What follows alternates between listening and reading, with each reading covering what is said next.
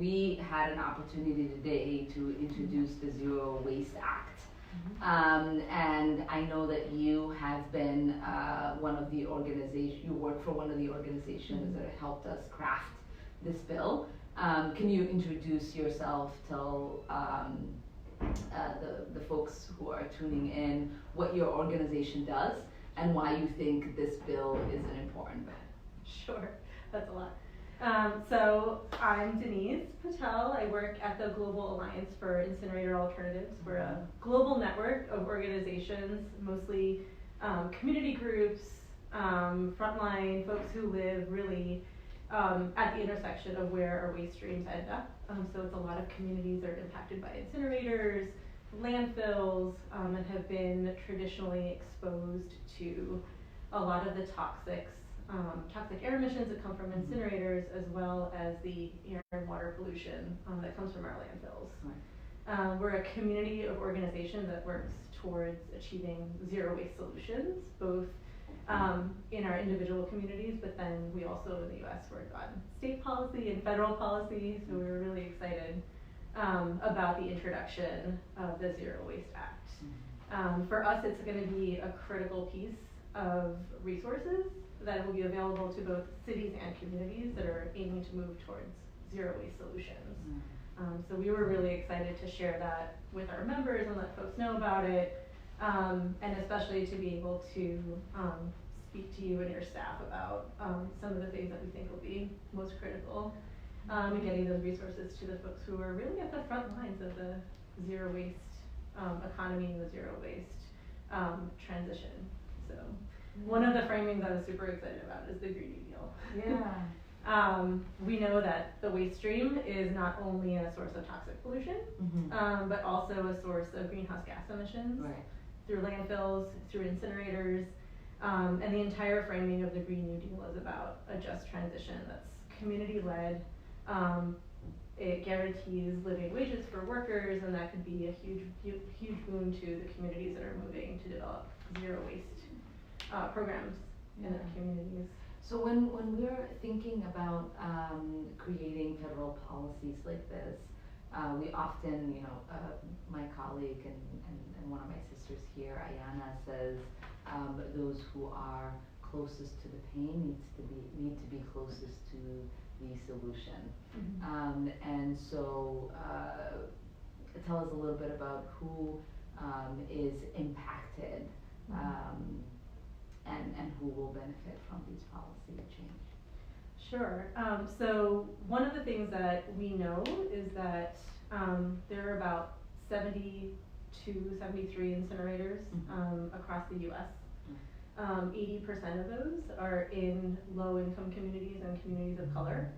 They've been traditionally either placed there intentionally or have been the source of driving down markets to the point where those are the folks who can't afford to live there. And so there's been, over the past few decades, a concentration of both policies within local governments and economic conditions that have led to this. And so one of the things that we actually have been working on from our very beginning, we are looking for incinerator alternatives, is fighting incinerators, because we know that they're some of the most toxic facilities in every community. They add to the cumulative burden of toxic exposures that has led to increased rates of asthma, cardiovascular disease, cancer amongst the populations that live around them. And so by moving towards zero waste, we actually would be taking away supply from incinerators, right? So if we're moving towards a system where we're doing reduction of waste and then reuse, and then finally recycling of things that are actually recyclable, we are able to take away that supply from those incinerators, and that adds to our ability to actually shut them down. Yeah. So when people hear that we are interested in boldly addressing our climate crisis, what they hear is that we are going to get rid of jobs that have traditionally been in their communities without having a plan to replace and replenish that job market. And so with a proposal like zero waste, how would it address that sort of anxiety? Well, I think there's two really important things. If we're moving towards zero waste, a lot of the solutions are local. It's developing composting systems along with urban agriculture. So not only are we removing a lot of that bio waste, but we're actually building small farms and agriculture within our own communities. So healthy food is accessible to people who haven't had it before, or have had a hard time accessing it because there are food deserts in a lot of urban areas, and especially in low income communities. And then we're also talking about increasing how and what we recycle. And so making sure that the things that we recycle are actually recyclable, making sure that collections are done in a way that enables more recycling. One of the things that we know in the US, one of the things that Gaia works on actually is fighting against plastic pollution. Plastic pollution, as I'm sure you've seen, has proliferated everywhere. Just last year, China decided to ban all of the plastics that it was taking to recycle.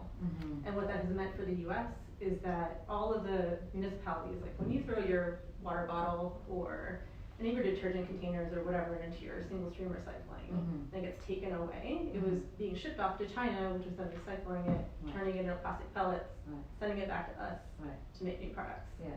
But they decided that too many of our plastics were contaminated or unrecyclable.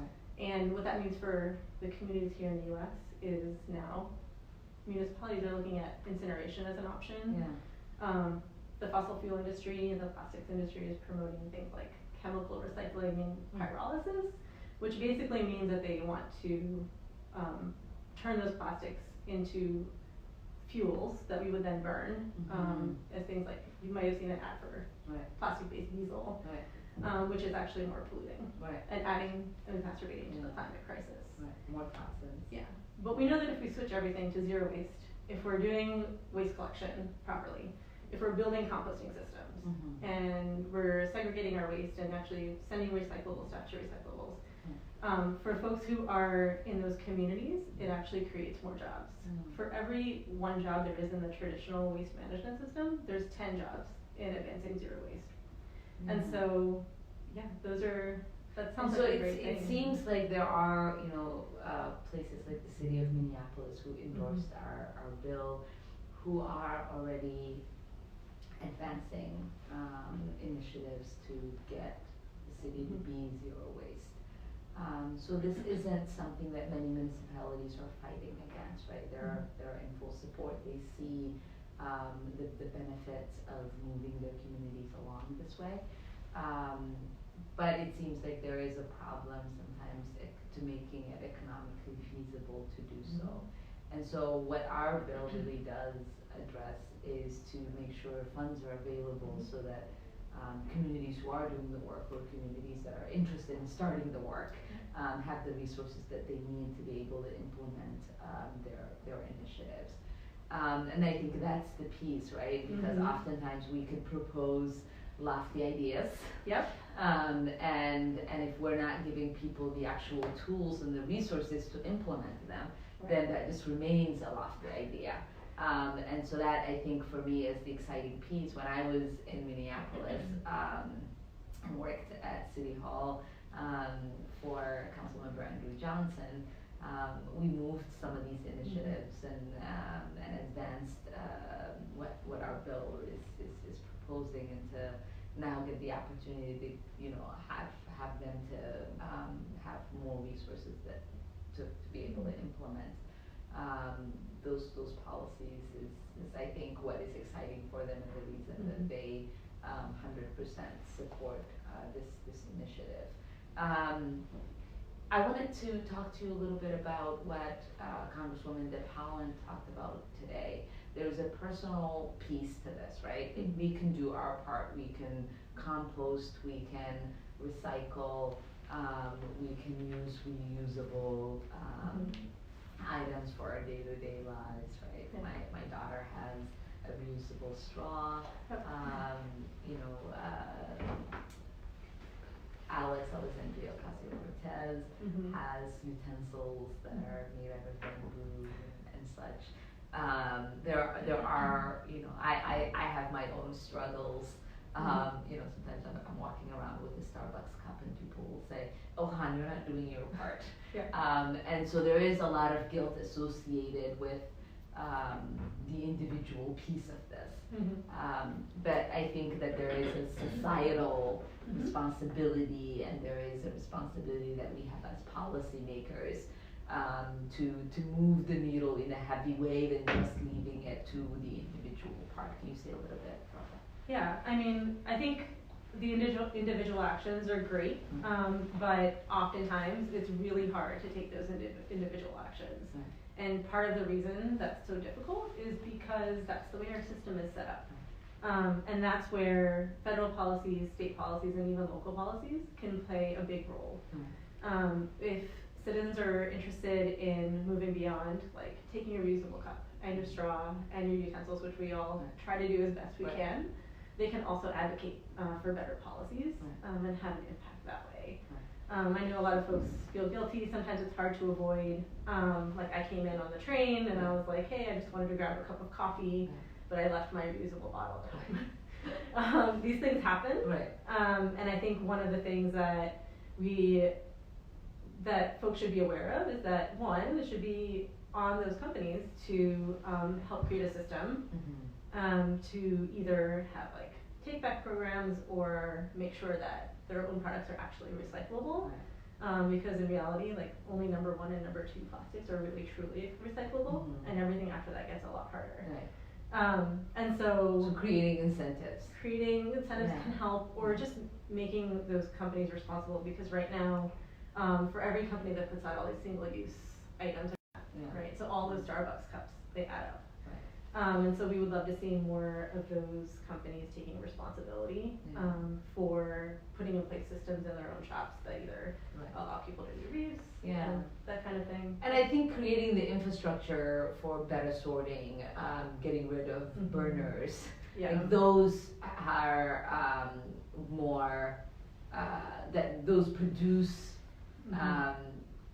more damage to our system than, you know, the cup that you buy one day because you forgot, or you're like myself and constantly lose your reusable. And so it is truly about minimizing the greater damage that is being done to our environment, and figuring out how to create incentives and how to create pathways to a better world where we're able to sustain ourselves. Absolutely true. So thank you for your support, and I hope that everybody who's tuning in calls their member of Congress and asks them to support, and calls their members of their city council and their mayor and asks if you know they're implementing these initiatives and what resources do they need, and why they should endorse our policy so we can move it along. Yeah, I definitely agree with that, and we thank you so much for putting the bill out. It's amazing, and I think it'll make a big difference, especially for all these cities and communities that are working towards zero waste solutions. So we're excited. We're actually gonna announce all of our citizen co-authors soon too. We're getting people across the country to co-sponsor the bill. And I think it's an opportunity to just uplift what this would mean for everyone, and the kind of change it will create in all of our societies 10 years, 20